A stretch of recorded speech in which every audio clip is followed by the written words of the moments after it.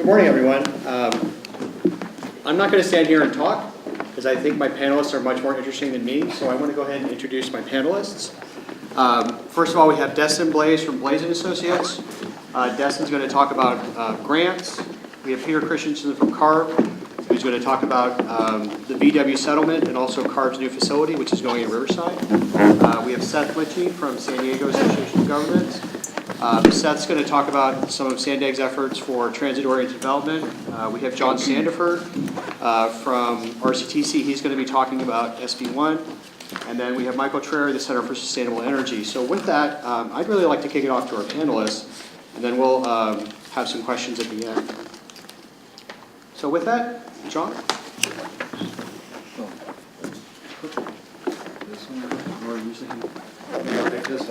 Good morning, everyone. Thank you, Chris, for having me. It's a pleasure being here, and I say that with sincerity.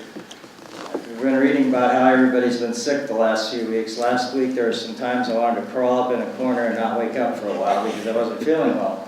And unfortunately, I bring that up because I think that's what the state of California has done for quite a while in terms of funding for transportation until they finally acted on SB1, an actual action that changes the environment for transportation funding in California. There are a lot of public works people here and folks that work in delivering projects. Projects take a while to build. They have to be planned, designed, engineered, and constructed. So to do that, you need a funding source that is predictable. And on the state side, we haven't had that for a long time. As we all know, that the buying power of the gas tax continues to decrease until SB1 finally approved and has now kicked in. So I want to just spend a few minutes talking about what that means for Riverside County. The bottom line for local cities is a huge influx in local money for local projects. And that can be for streets, roads, pedestrian projects, bicycle trails, essentially public works projects within the city for transportation. Essentially takes the gas tax money that they were receiving and doubles it. Huge amount of money, an important thing moving forward. Everyone that's here who's tied to a city can certainly attest to that. This does skip a little bit. Okay, the previous slide just showed how much each city in the Coachella Valley gets, and then we have how much each city in Western Riverside County gets. This is a huge influx for each and every city. It's based on the sales tax and other formulas, in population and road miles. So larger cities, of course, get more money. A lot of projects that can be done. This is a huge bit of big news for local cities in Riverside County and throughout the state. That was my fault. Moreover, besides the local funding component, there are a number of formulas and other programs that will bring money to not only the cities, but to transit operators. We've heard from RTA, there's other transit operators in Riverside County, such as Sunline in the Desert. Other agencies that receive money, agencies like ours. There is a lot of money to be had here for Riverside County. When you look at those figures, those are more than just projects and services. These are jobs. This money really makes a difference in an economy and is an important part of it. So think about the economic impact, essentially when we hear talk about potentially repealing SB1. It's not only the projects we have planned, the needs we have here, but think of the jobs and the impact that has on people. In terms of program categories, there are a number of them available. The local partnership is for counties that have a sales tax. We can take our money, use it as a match, and compete for local projects that are of a regional value. The congested corridors, a pot is for large category highways that need improvements. And of course, there's the Trade Corridor Enhancement Program. We've already heard about how our county here does get an inordinate share of its of impacts from freight and trucks and the like due to some of the warehousing needs. In terms of what are some of the potential projects that we will be applying for and looking for funding from these various programs, and this is coming very soon. Our commission, and I have a number of them here today, in attendance. They are getting their projects ready. They want improvements. Of course, even with SB1, there are probably more projects than we have funding available. But everything you have here, and I do apologize for those in the Temescal Canyon. That is a typo. It's not Temescal Canyon. Those are actual projects that are in some sort of development right now, as well as rail service to the Coachella Valley and additional tow truck service throughout the entire region to help people in need during commute hours. We are also adding a number of projects and services. This is more on the operational side. This is additional funding for transit providers, transit capital projects. In addition to the additional rail service on Amtrak, we're working with the Coachella festivals to have special Amtrak train service on those weekends. So there's a lot going on. And there is added funding, and we're already taking advantage of that, added funding for bicycle and pedestrian projects. So what SB1 provides is more than just money to pave highways and streets and roads. It's a comprehensive funding program that's been long overdue. In closing, I also want to touch on one other bill that came with SB1. For years here in Riverside County, I think we've always worried that we don't always get our fair share, that we're often overlooked for the large, in favor of the other counties that get more attention. And this was a big change this time. Our Senator Richard Roth, our Assemblywoman Sabrina Cervantes really worked for additional funding in northwest Riverside County. And it made a huge difference. Without them, neither SB1 nor SB 132 would have passed. The projects are here, I-15, there's funding set aside for 2 railroad grade separations, the widening of Hamler Bridge, and a new toll connector between the 15 and the 91 that goes northbound to the 15. And the bottom line is, the theme today is, well, how do we get there? I think we're going to hear from a lot of people on the how and the details of what those projects are. But without that predictable source of funding, especially from the state, and we have it from the local side, we also need it from the federal side. Without that, we're going to have a hard time getting there. Whether it's automated vehicles, the maintenance required for that, you need the foundation of funding for it. We do have it in place. However, there's a possibility it might not be there in the future. So wanted to raise the fact that when you hear about SB1, it means things. It's important for people here in Riverside County, not just the entire state.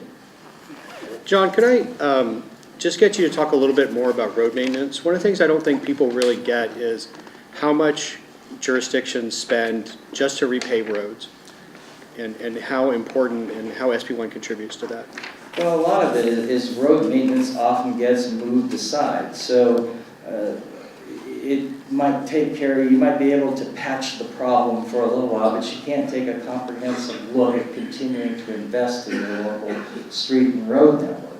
And then what's also happened on the Caltrans side of things for the highways, we have approved half-cent sales tax programs where we've been able to add new capacity. But the gas tax hasn't continued to increase. In fact, its buying power has declined. So we add more capacity, and Caltrans actually has fewer resources to maintain it. So in the case of the 91 express lanes, we are actually going to be maintaining a lot of the 91, the entire 91 in partnership with Caltrans, but the toll lanes are entirely our responsibility. It brings more funding there, but in terms of moving forward, we're at an age in this county where I know there are a lot of new cities, but as our cities continue to grow and mature, and those that have been here for a while already have serious maintenance needs. So that's where SB1 comes in. So with that, we'll go on to our next speaker. And just as a format note, I want to let everyone know that at the end we'll open it up for Q&A.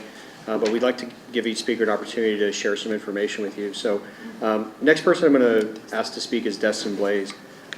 Destin's a full-time grant writer, and she also works for a variety of cities and directly for WRCOG, and she's been very successful in helping us write a couple of grants. So Destin, I have a couple of questions for you.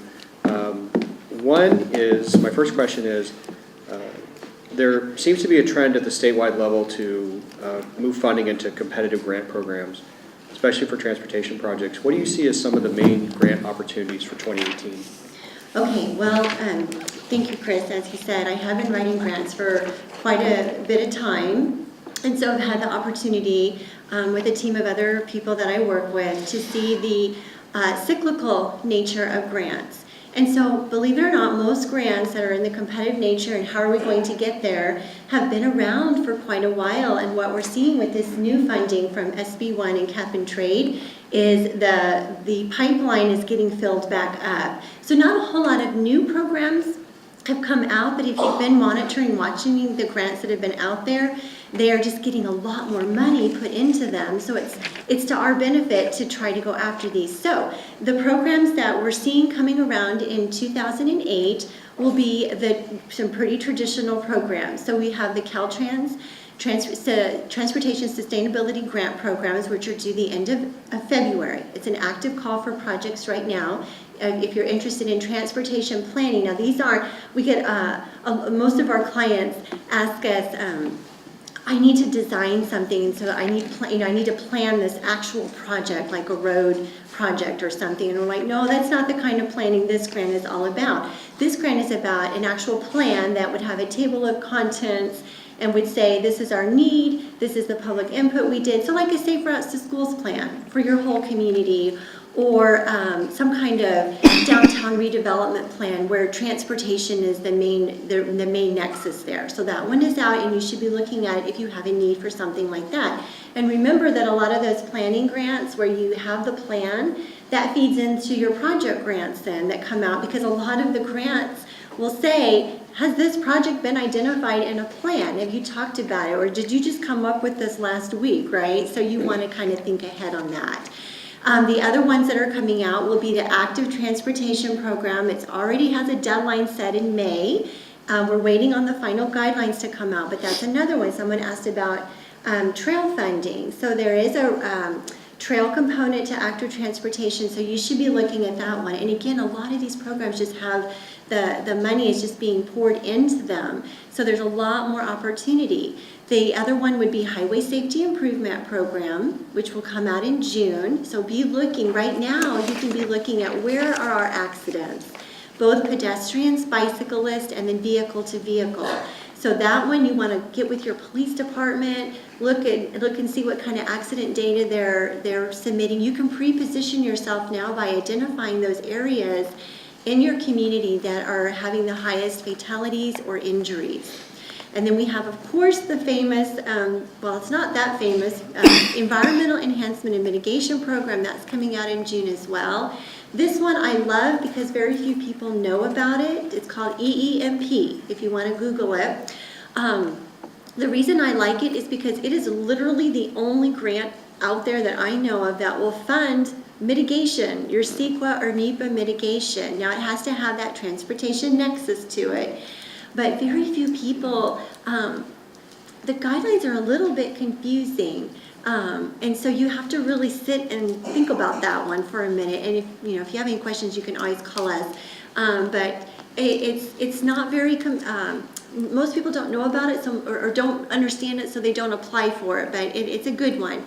And then we were talking earlier in the hallway about Tiger. That one is scheduled to come out this fall. I like that grant, but I don't like that grant. It has such a low success rate. I think the last call, it was 6 to 8% of the people that applied got funded. But as a region, I know that probably something will get submitted. So someone could potentially benefit from that. And I know that Inland Empire has received some Tiger grants in the past. So it's definitely attainable. It's just a really uphill battle. So those are the big ones. And we'll probably see a few more trickle in. There's an adaptation planning grant that Caltrans has out right now. That one's due in February as well. A little bit more dealing with climate action. All dealing with transportation, but climate action related as well. Did we tell them about the table? Yeah, okay. So I'll just use this opportunity with this question as well. So if you're a member of WorkHog, every other Thursday there is a table that's being published of all the grant opportunities, not just transportation. So you need to be, if you don't have that email coming to your inbox, you can see Chris and they'll make sure that you get your name on it.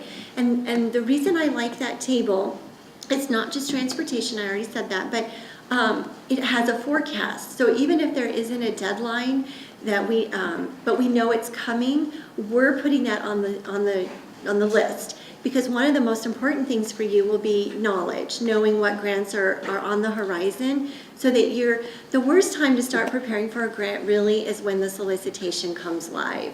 Because now everyone's in a panic, and now the clock is ticking, and all of a sudden you have 3 other things that someone asked you to do, or that are priorities, or staff is, there's a problem. So my opinion, I've been doing this since '94, the best time to be looking at grants is taking a look at that table and saying, you know what, I'm interested in that one, and that one. Once a week, I'm going to commit to doing something with this table, even if it's just an hour. And that way it doesn't become a critical thing when the deadline is out. So I call it peacetime planning, if you will. So Destin, my second question is, as a longtime grant writer who we worked with very successfully, what are your tips for agencies, large and small, on how to be successful in applying and securing grants? Okay, so I'm probably going to say things that you know, but maybe my repeating them will be more of an encouragement to you. And so you leave here maybe a little bit more jazzed about grants, because they really can make a difference. I've seen over and over again from small communities, little tiny communities with 10,000 people, all the way up to the city of Anaheim or the city of Philadelphia's. So here's what you got to do, and it all goes back to that peacetime, is first of all, know what that grant is trying to fund. And so have you ever read a grant solicitation and you close the book and you're like, I still have no clue what that grant is trying to fund? Happens to me quite a bit, because it's all written in government speak and you're like, I don't get it. So here's what you need to do. Go back, more than likely it's a grant that's been around, go back to last year or the year before and see who got funded and what their projects were. And all of a sudden the light bulb should go off. Oh, okay, that grant wants to fund this, this, this, and this. Now that you have that understanding, now go and make sure that you pick the right kind of project to submit.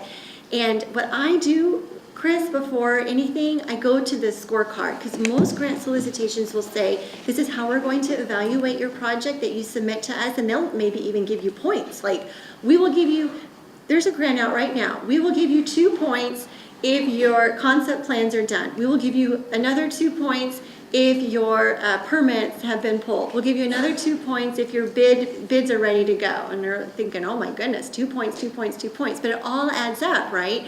So score your project idea before you even put ink to paper or, type it up. So that's a good thing to do. Also, make sure you can meet all the criteria. If there's a local match and it's 1-for-1 and it has to all be cash, and you don't have cash, don't submit. You're already starting down at either you're not eligible or you're starting way down in the point system. So make sure your project is really strong and it's what they have funded in the past or something they're interested in. A lot of times we'll have a client call and say, I've got to go for this grant. I've got to go for it. It's a high priority in our community. And so we'll say, okay, great, let's tell me more about your project. And then, okay, well, let's see what this grant really wants to fund. They're like, no, you don't understand. I have to write this grant. It's a high priority for the community. And at the end of the day, I hope you can read between the lines from what I just said.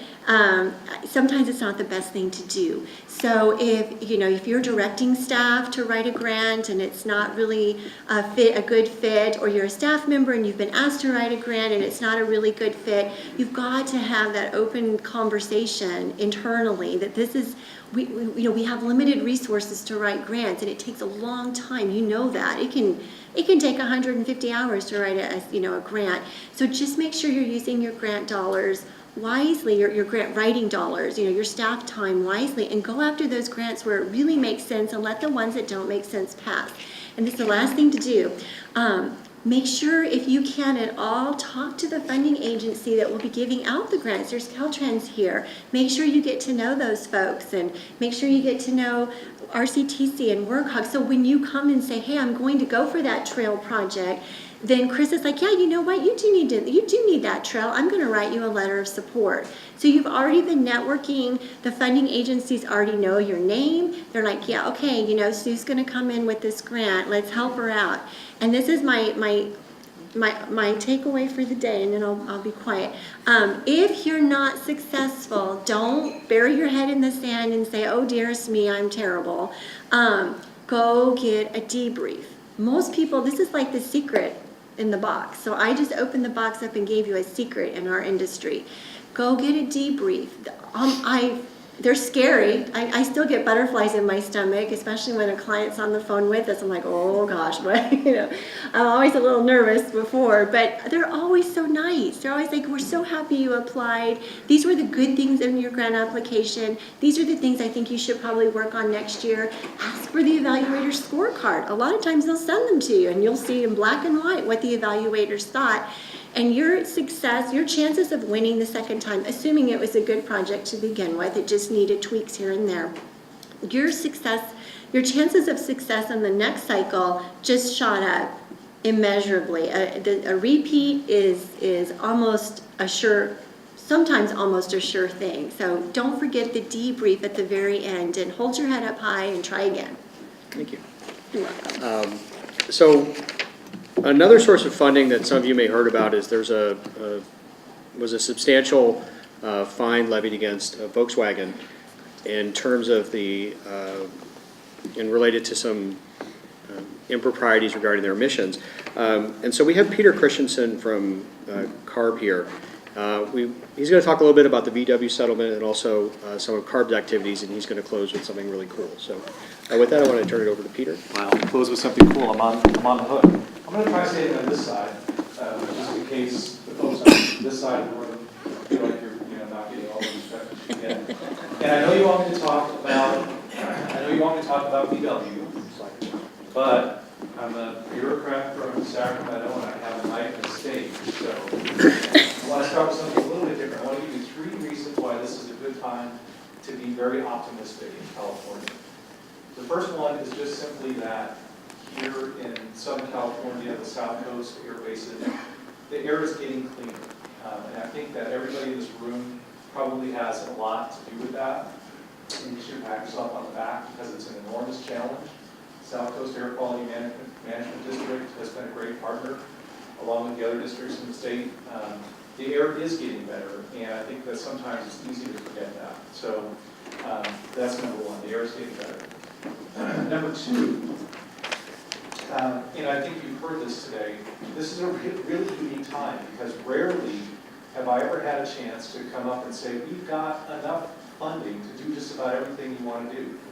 Now that might be a little bit of an exaggeration, but I do think that we have more funding on the table now than we ever have in the past. In fact, if you look at the bigger portfolio of ARB incentives, and I'm not talking about the other incentives that Caltrans administers through the Cap and Trade program, just the ARB incentives this year through all of our funding programs for advanced technology and transportation, it's about $1.5 billion. That's billion with a B, and I still struggle with that because it's just an enormous amount of money. But it means that we have the ability to really take a big step in the transformation of California's transportation system to accommodate the new technologies that are becoming available. So that's number 3. The third reason to be optimistic is what's happening with advanced transportation technologies. You're probably all familiar. If you don't have one already, you probably have ridden in one. If you haven't ridden in an electric car, you've probably at least seen one on the roadways, right? And they're becoming more and more popular. Part of the reason why that's happening is that costs are coming down. The state is there to support those with incentives through, you've probably heard of the Clean Vehicle Rebate Project, or CVRP. There's a number of other programs out there that are helping provide incentives for light-duty vehicles. But I'll tell you what is most inspiring to me is what's happening in the heavy-duty sector, and that's what I'm going to talk about today the most. electric transportation fuel cell technologies that are making their way from all the lessons learned in light duty fleet and now finding their way into heavy duty. It starts with simpler vehicles like medium-sized trucks, maybe the UPS truck that delivers packages to your house, or even the flower truck that's doing those short routes from point A to point B. Those are hybrids. Many of those vehicles are hybrid diesels now. UPS has electric delivery trucks, many other alternative fuels, propane, natural gas, we see out there. So that transformation is happening. It's happening from light duty to smaller trucks, and now it's making its way into the heavy duty trucks, kind of the holy grail of advanced transportation, right? How do you clean up the big diesel trucks that are moving goods from the ports into areas like this and throughout the state, throughout the country? We have a few projects that are ongoing right now that you may have seen, maybe didn't even know it. Projects that are in the demonstration phase of getting those technologies into heavy-duty trucking. We have now, I think, 34 electric or range-extending electric drayage trucks that are in demonstration phase in the ports. Those will be coming out to the valley. We have a number of yard trucks at BNSF rail yard facilities that are purely battery electric, 100% zero emission. A number of those demonstration projects are not commercial yet. It's not where your fleet, you can't go out and buy them yet. But we're investing in those technologies because they're just on the cusp of commercialization. Within a few years, you're going to see those commercially available. So there's a couple of key focus areas, and I promise maybe I'll talk about VW if you have a question or two about that. But this transformation that's happening, a couple of key opportunities right now that might be relevant to the folks in the room. One is transit. There's a good example out there of the CNG transit bus. I'm not sure what the reason is, but for some reason, many of the first deployments of commercially available zero-emission technology and near zero-emission technology are happening in transit.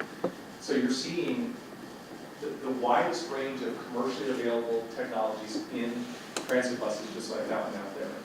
We've got a number of different manufacturers, including many of which are building these buses in California, not just BYD and Lancaster, but many others as well. So transit is a really hot area right now. The other, believe it or not, is school bus. Is there anybody here that represents the school district? Okay, so maybe not the right crowd for that, but I want you to know, is there anybody here that likes kids? ARB did some research a couple of, many years ago that showed really significant exposure to diesel particulates inside, not outside, but inside the school bus. So there are many manufacturers that are making zero-emission school buses now. And we have a number of funding opportunities available to them. So if you know anybody in the school district, especially on the board or in the transportation department, please make sure that they're aware of these incentives because we're ARB, our board, and the legislature are very interested in helping clean up the school bus fleet. So those were the three reasons to be optimistic, and then I think you might have had a couple of questions for me. Sure.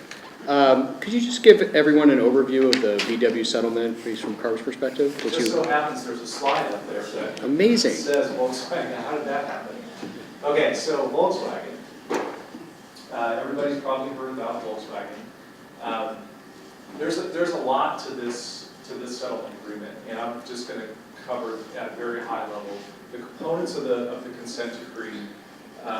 There was a main body that was approved by the court, and then there are 4 appendices. And it's really the appendices that matter to us now, because this is how we implement the consent decree. Appendix C, as in cat, is largely the light-duty ZEB investment. This is actually a plan that is not ARB's plan, it's not the state's plan. It's a plan that is actually developed and administered by Electrify America, which is a wholly owned subsidiary of Volkswagen.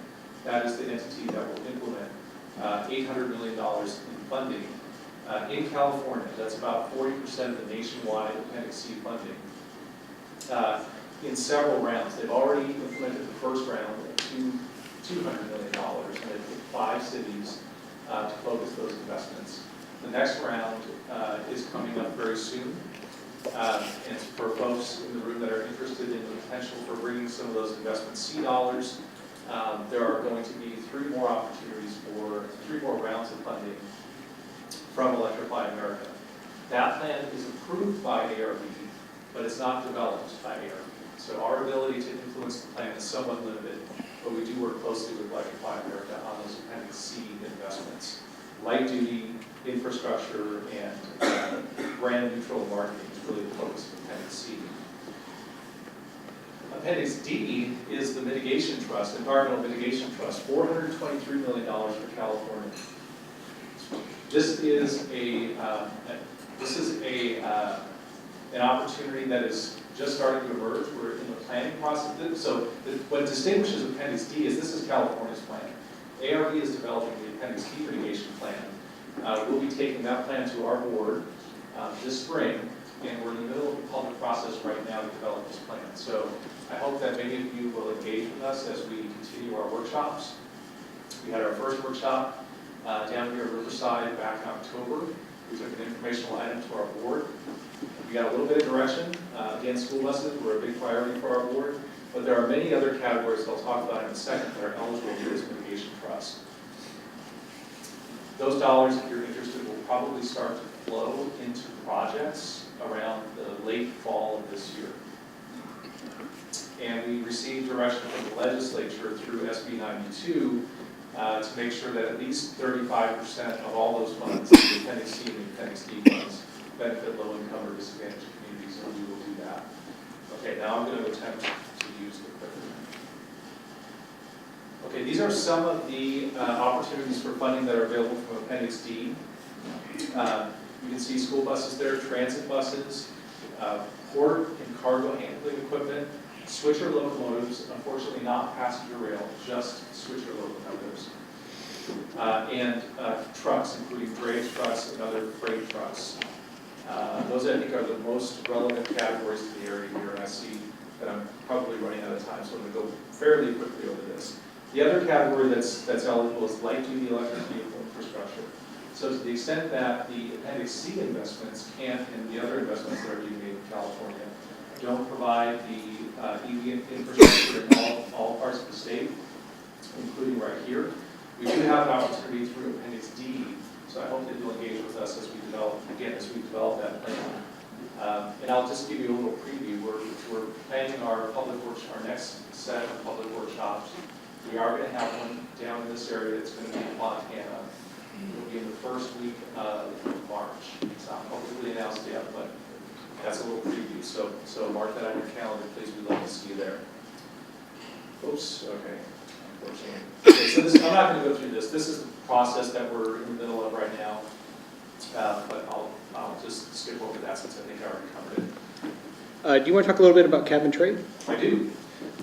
We received an appropriation this year of $560 million. This is part of the $1.5 billion that I talked about. Light duty, we have a significant investment in light duty. This is passenger cars. I mentioned the CVRP. We have enough funding there to fully fund us for this fiscal year.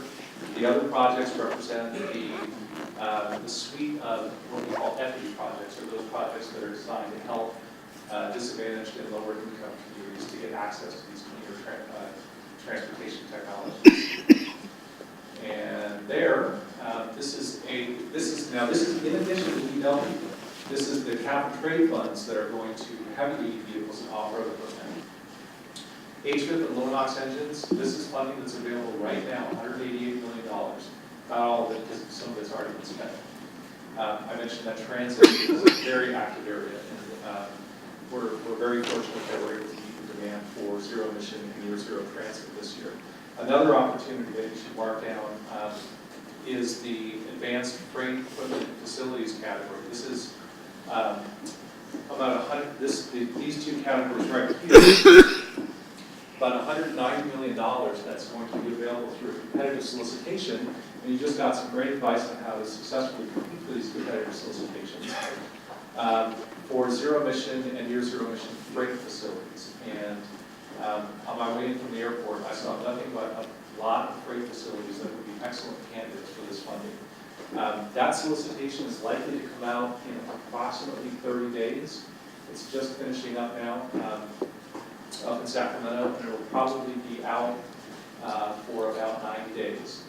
The most important thing that I would add to what you heard earlier about solicitations is building a really good team. For our solicitations, the team consists of a grantee, which is usually a public agency, a manufacturer, a technology manufacturer, somebody that builds vehicles and equipment, and then an end user fleet. This is the time right now to start building those teams if you're interested in competing for these funds. That's a little bit more on freight funding there. I think I covered that, and then I wanted to close with a pretty picture, but this is a lot more than a pretty picture. This is our an artist rendering of our new Southern California headquarters. This is going to be located near the UC Riverside campus, and I had a couple of interesting facts and figures about this that I wanted to mention today. This new headquarters is on a 19-acre site. The building will be 380,000 square feet and will house about 460 employees. It will be the largest and the most advanced vehicle testing facility in the world. And it is, I think it's notable that it's a net zero energy. It's the largest net zero energy building in the nation, LEED Platinum. It will be complete in early 2021. What's really significant about this, I just talked about the VW settlement. That VW cheating would have never been discovered if it wasn't for the folks, if it weren't for the folks that work at our existing facility in El Monte. That facility was built in 1971. It's aging. It was designed around technology that's not even on the road anymore. And with all the new technologies that are coming out now, this new facility with a focus on heavy-duty vehicles, in addition to the light-duty testing that we'll do there, is really, really needed in California. We're very excited to be new neighbors in Riverside. So with that, thank you very much. Thank you. Our next speaker is Michael Trary from the Center for Sustainable Energy. Michael, I wondered if you could talk a little bit about public fleet procurement of alternative fuel vehicles, particularly what happens if some of the current incentives go away and how that might affect the ability of our member agencies to procure some of these low emission and alternative fuel vehicles. Sure. So I think the bigger picture is just to acknowledge how challenging procurement can be for public fleets to begin with. A couple of questions to think about: how many fleets today have a vehicle replacement fund in place? How many fleets have a vehicle replacement fund? How many fleets have vehicles that are more than 7 or 10 years old in their fleet? How many organizations are still recovering from a pause in procurement from the Great Recession, right? Maybe taking a couple of years off, replacing vehicles because of budget concerns, and now having to deal with the backlog that created. So in general, procurement for fleets is very difficult, and certainly with alternative fuel systems, there's an incremental or added cost for the vehicles and the infrastructure, and incentives can be a very important part in making those projects successful. One aspect of your work you shared with me that I found very interesting was the Center for Sustainable Energy has been looking at how agencies actually utilize alternative fuel vehicles in their fleets. So I have a two-part question for you. One is, what are some of the metrics or key performance indicators should organizations that have alternative fuel vehicles in their fleet really be looking at? Sure. So we're really excited always to talk about how the assets are utilized after procurement. A big thought is that procurement itself isn't the finish line, that to really reduce emissions, that the vehicles and the infrastructure need to be highly utilized.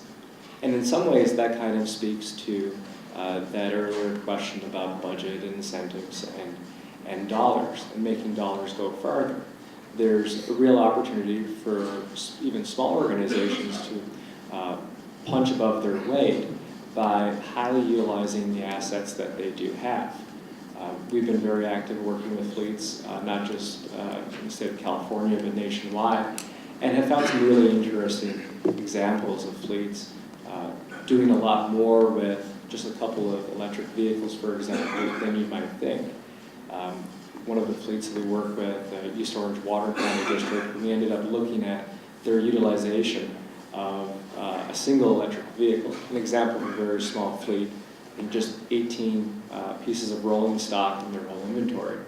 So they purchased one electric vehicle, and the utilization of that single vehicle was so high that it was actually having the emissions reduction impact of maybe 4 or more vehicles in organizations that had lower amounts of utilization.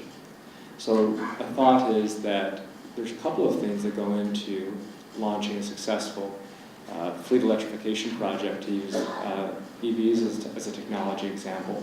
The first is procurement and getting the vehicles into the operation. The second is utilization. And in terms of how that is looked at from a management perspective, perhaps looking at electric vehicle miles traveled as a key metric or a key performance indicator to judge project success overall. From these fleet audits, do you have any other lessons learned or anything you could share? Any advice you would give for an agency that maybe is about to embark on a procurement?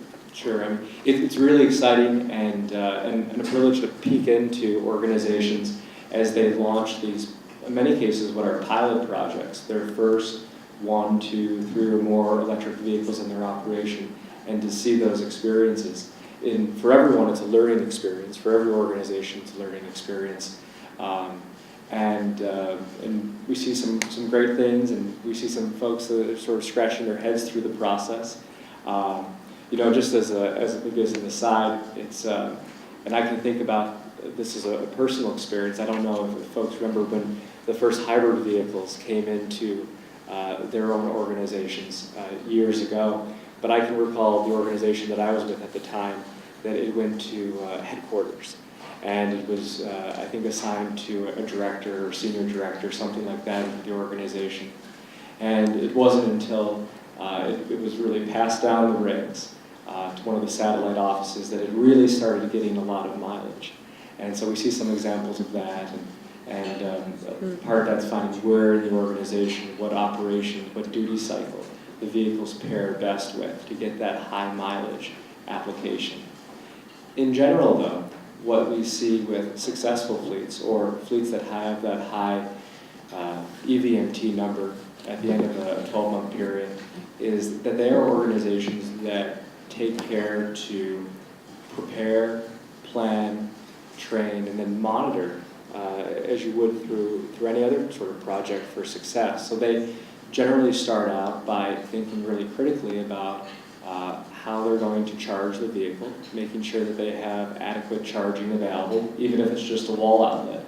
Thinking about that proactively before the vehicle arrives. That's sort of a no-brainer for many, but that's a first step. The second is planning in terms of goals and goal setting. Most organizations that are purchasing EVs don't necessarily sit down as an organization or as a team or whatever unit and think about what their measure of success will be. What we suggest many organizations do, depending on their individual circumstances, to sit down and set out some goals, and preferably a goal related to electric vehicle miles traveled. And saying as an organization, we want to commit to this level of utilization to ensure that we're having a real and significant emissions reduction impact, that our investment in the electric vehicle and in the charging infrastructure pays a real dividend in terms of emission reductions. The second thing in terms of preparing and planning for this EV to come into the organization, this first, second, third, or more EV, is to think about training. And that's something that fleet staff are very used to thinking about in terms of bringing new equipment into the organization, what training is being provided to staff to use it. In most offices, if you receive a new Xerox machine, a new copier, the office manager may do a little run through on how to use it. Not all organizations take the same approach to an electric vehicle. And so simply going out and showing staff how to charge the vehicle, how to drive it, particularly if it's a motor pool vehicle that's going to be circulating between drivers, can be very helpful in terms of creating a level of comfort and familiarity with the vehicle, so that staff choose the EV over the older conventional vehicle that they're more used to using. Well, thank you. With that, I want to, we're going to give our last panelist from Sandag an opportunity to share some stories, some of their success stories. Seth, it seems that Sandag has invested very heavily in active transportation and transit infrastructure. However, like most transportation agencies, you don't have direct land use control. Can you talk about how some of these, how your transportation investments have yielded positive land use outcomes? Absolutely, and thank you, Chris, for inviting us here today. I think that's a very valid point. Sandag does not have land use control. We don't make the decisions about what gets built and where it gets built. But I think similar to what we've heard from this panel today, the power of the purse can be a real catalyst for change. So what Sandag did to basically start basically getting into the business of funding these kind of improvements that are needed was to take a look at our existing and planned transportation system. From there, and that's what's identified in our regional transportation plan. From there, we've identified, and it's a little difficult to see on this map, but these little circles are each identified as what's called a smart growth opportunity area. So where are the places that have that good quality access to transit? Where are the places that Sandag can start focusing its resources on to start encouraging the type of smart growth development and changes that are needed in order for us to start moving the needle on different types of transportation outcomes. So as you can see from this map, there are a variety of areas, a variety of place types. It's not just something that's centered around the urban core. It's centered in areas that have different needs, different types, but all have the ability and all have the future transit to support a smart growth area. So essentially what Sandag did, it has a half-cent sales tax called Transnet that was approved in 2004. It included a measure for Sandag to fund transportation improvements in these type of areas. So after identifying the smart growth implementation areas, we set up a grant program called the Smart Growth Implementation Grant, and also we fund an active transportation grant as well. And so I just wanted to show a couple of our success stories of places that have used those grant fundings and kind of what we've seen from it. This is an example, and these are all in our suburban areas. These aren't necessarily in downtown San Diego, although we have funded some projects there as well. But this is the Lemon Grove Trolley Plaza, which really the grant piggybacks on this large mixed-use development that was built right along our San Diego trolley line. But we wanted to make, there was a need for improvements at the trolley station itself and the surrounding area. So you incorporate trees, you incorporate some dedicated bike lanes, some other access ways, and an improved plaza so that taking transit becomes something that is a much more pleasant experience for people who live here, for people who are coming to the area, and it really, again, becomes a catalyst for improvement for more development. And I'll also point out that you can see there was an inclusion of a windmill in that trolley plaza, kind of connecting the heritage of a place called Lemon Grove that had an agricultural history and making sure that it maintained a sense of place for what Lemon Grove really is as a city. This was the Paseo Santa Fe. This is in the downtown Vista, city of Vista, which is in North County, San Diego. And really the need here was for traffic calming. You had what used to be a very busy street with some high density development. You can see the lower density development that still exists. But what this did was to try to slow down the traffic that's coming through the area, include things like a roundabout, bulb outs, curb cuts, to really kind of improve the pedestrian and bicycle experience along this well-traveled street. Again, the idea being Sandag's funding the improvements so that future development that comes in here, they can make an argument for why a higher density development could go in this area. And then as far as active transportation, it doesn't have to be a large project. This was a fairly small project in the city of Carlsbad where they identified an area that needed some pedestrian improvements. Things like bike racks, seating areas, the smaller investments that again can pay off over time as far as creating a network where a bicycle can be taken, where it's a pleasant pedestrian or a walking experience. And again, these are all in areas that were identified as a smart growth opportunity area. So that's kind of the minimum standard that we have for these areas. The Sandag board also wanted to encourage our grant funding to be used in places that encourage housing development and are meeting their regional housing needs. So those cities that took on a larger share in the RHNA process, those cities that have had success in the past few years in approving affordable housing and dense housing development, those places automatically get a higher level of 25% of the points that go into this grant program. So again, we're using the power of the purse to try to fund these areas that are doing the right thing, that are really putting in the investment and trying to make sure that their cities are places that are moving into smart growth. One of the topics of discussion in Riverside County has been the idea of multimodal mobility hubs. And I understand that you folks in San Diego have been looking at them for a while. Can you talk about your experience and some of your current thinking in regards to those? Absolutely. Mobility hubs were identified in part of our regional transportation plan. And I forgot this last slide, by the way. As we talk about trying to make changes in land use, getting back to your first question, Chris, I wanted to include this slide because this really shows a big difference. The map on the left is the land use map in the mid to late 90s for San Diego County. The blue area is where the expected housing and development growth was expected to occur.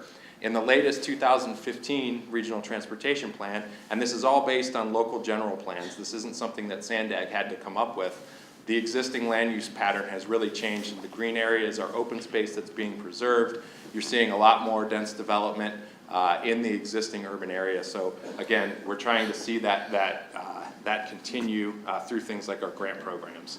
Now to get to mobility hubs, one of the things that again, Sandag wanted to think about was where we're making these transit investments, how do we maximize the ability for transit riders to get where it is that they want to go. So a mobility hub really is considered a place that has access to existing transit, but it may not have any other amenities. So the thinking behind it is if you were to take transit, you were to take a bus, you were to take a train, and you get off at a station, what's next? What's the next step? How do you get to your final destination? Because it's not likely that it's going to be within a walking distance of the transit stop. So one of the things that we've looked at for transit hubs are what kind of improvements need to be added here. And we were looking across the board here. It wasn't just pedestrian amenities, bicycle amenities. It was things like car sharing. Is there a need for someone to get to call for an Uber or a Lyft? Can that be something that's incorporated into the mobility hub?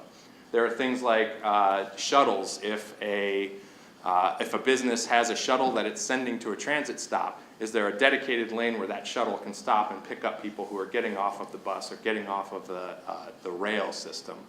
It was incorporating things like technology, making sure that there are adequate signs that show when the next train or the next bus is coming.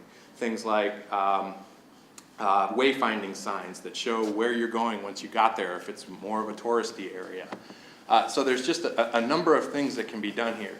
Car sharing, bike sharing, all these things. It really is an expansive look at what transportation options are going to be the best for a given transit station.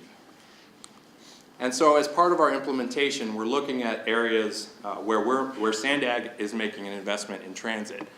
This is one of our mobility hubs that we're looking at is in an area that's called the Balboa Station. This is along a brand new transit line that's under construction right now. It's an expansion of the blue line of our trolley system, so it'll go from the border of Mexico all the way up to the University of California, San Diego. So it's a big expansion of an existing line. And one of the stops will be at Balboa Avenue. So what we've looked at and what we've mapped out to try to determine what would be the best use of a mobility hub here was to map the 5-minute walking distance, which is this kind of little inner ring here, 5-minute biking distance, which is bigger, and then also a 5-minute driving distance, which pretty much takes up this entire map. And then also finding out where are our bus lines, where are our bus stops, where are our existing and planned bike routes. Again, trying to determine, because when you look at this map, you're seeing a lot of different options. What's the best option? What's the best investment? What's the best use? What's kind of the best bang for your buck solution so that people who are taking transit can get there? So again, we need to identify, and another thing that you'll look at and what you'll see in this area is this is kind of in a little bit of a canyon. Large hillside goes up this direction, so biking may not be the best option. Maybe it's car sharing. To this direction will get you directly to, it goes through Pacific Beach and can get you to an ocean, which is, it's a relatively flat community. So maybe bike sharing is something that will be acceptable, but you need to map these areas out. You need to find out what are your needs and what are the best uses and what can go forward.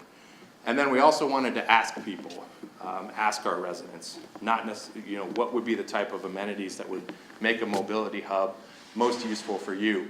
So we have a public participation tool that's online right now that not only shows and lets residents pick where they think a mobility hub would be most useful, but lets them provide what they think at that location would be the most useful amenities. So we have what we have, and you can't see it on this slide, but we have a list of different amenities. This is one that's being shown of bike racks. If you think bike racks would be helpful, you could put that in your top 5. If you think better technology or wayfinding signs or any of the other mobility hub components would be helpful, we try to make sure that that's an option. And then we'll have basically feedback for, at this specific site, these are the top 5 amenities that people view as the most important. And again, you can start making your investments there.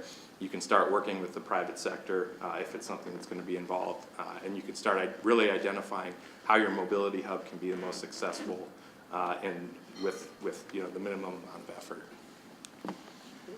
Well, one last thing to bring up as we look at this Balboa Station. The city of San Diego just released its Balboa Station area plan. So it's also looking at land use changes that can occur around this future transit stop. And I just wanted to bring this up because this was a project, this was a plan that was funded with our Smart Growth Implementation grant program. So it all kind of comes full circle where Sandag is willing to fund the plans that can go into make land use changes in the areas that can become future mobility hubs. Thanks a lot, Seth. I wanted to now open it up for questions from the audience. We have time for a couple of questions. I'm sure some of you have some. If you don't, I'll fill in the gap by telling terrible jokes. So if you don't ask any questions, I'll have to, and don't be shy. In the front. I'm going to apologize, Mr. Stanford. I can see you don't feel well, but this one's for you. I just wanted to know what we have in Riverside County is we're moving goods from the ports of Los Angeles and Long Beach through our communities out to the eastern states as the ports unload. And what we see is the pressure on the infrastructure, on the railroads and our congested corridors. My understanding is SB1 Congested Corridors Program does not fund additional capacity for the 91 corridor. My question is as we move all these goods from one side of the country to the other, and they come through this area, what is RCTC doing? What are we paying for? Where are we paying for the upkeep and the added pressure on our roads? And how do we alleviate some of the stress? I know that the tollings supply the funding to maintain those roads, but as the pressure is on the 91, the 16, and 15, as we get more trucks on there, more wear and tear, what are we doing to upkeep those roads? And what do we do to reach out to the rest of the country that says, hey, we're moving your stuff at our expense? Could probably spend an entire day talking about that. There are a lot of areas that we're looking at there. We work closely with SCAG, and I know Hassan's speaking after lunch. There is a regional effort to try to look at goods movement throughout the entire region, because it goes beyond just the 91. Obviously, you already mentioned the 60, the 10, the 15. So we're looking at a regional approach in that regard. We're also working very closely with some of with the railroads, looking for more efficient ways of moving goods out throughout the area. With that comes the need for mitigation, railroad grade separations, which we've tried to fund. And finally, we're working on, it's a truck study that was brought on by one of the larger developments here in Moreno Valley. And this is a county-wide study to possibly develop a fee program to where larger sized logistics facilities would be required to pay into a fund to improve freeway-related and street-related needs in areas that are impacted. And the only way to do that is to try to look at it in a more larger view, a county-wide view, rather than in each little section. So I can't really point to anything that's essentially going to be solved in the next year or so.